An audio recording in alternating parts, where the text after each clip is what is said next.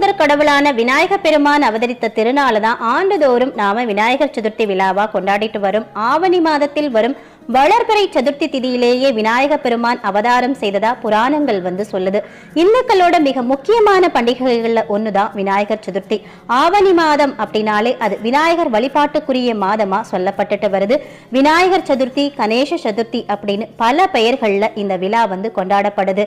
விநாயகர் சதுர்த்தி அன்னைக்கு களிமண்ணால செய்யப்பட்ட விநாயகர் சிலையை வீடுகளிலும் பொது இடத்திலும் வைத்து சிறப்பு பூஜைகள் நடக்கும். விநாயகர் சதுர்த்தி அன்னைக்கு விநாயகர் பெருமானுக்கு பிடித்த கொழுக்கட்டை, மோதகம், சுண்டல், அப்பம், அவல், பொரி, பழங்களை வைத்து படைத்து வழிபாடு செய்வதுண்டு.